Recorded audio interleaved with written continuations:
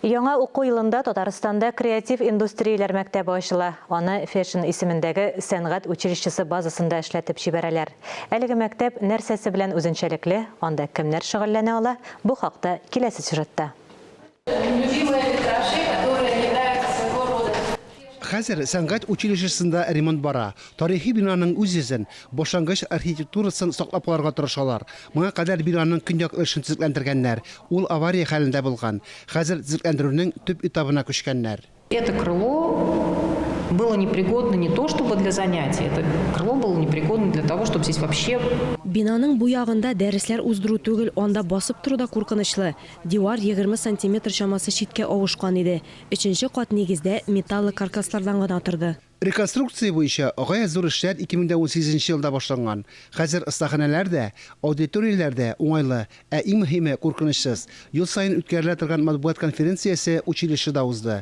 Ә сентябрьдә биредә креатив индустрияләр мәктәбе ачыла. Биредә анимация, дизайн һәм видеопродукция ясау осталыгына өйрәтәләр. Экономика будущего она будет строиться именно на креативных индустриях.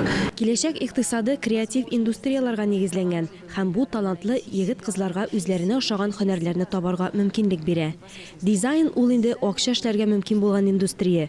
Бу талантларны кызыксындыру мөмкинлеге. Быел мәктәпкә 12-17 яшьлек 80 укучы алына. Алар бушлай белем ала. Керү өчен иҗади конкурс юк. Заявка бирүчеләрне алалар. Матбугат конференциясе гадәти булмаган форматта узды. Традицион сорау-җавап бирү генә түгел. Журналистлар үз тәкъдимнәрен дә кертте. Әйтик, милли репертуарны Татарстаннан читтәге мәдәни афишага да өстәргә кирәк. Если мы говорим, что мы написали, создали оперу, Әгәр без опера язып сәхнәләштерсәк, бу бары тик Казан сәхнәсендә генә яңгырарга тиеш түгел. Әйтик, аны Казакъстанга, Азәрбайҗанга яки Төркиягә дә тәкъдим итәргә кирәк. Хәзер бу мәсьәлә җитди карала. Мәдәниятне халыкка җиткерергә Тукай картасы да ярдәм итә. Бу Пушкин картасының аналогы. Ул республика театрлары һәм музейларына бару өчен билгеләнгән. Хәзер финанслау мәсьәләсе хәл ителә.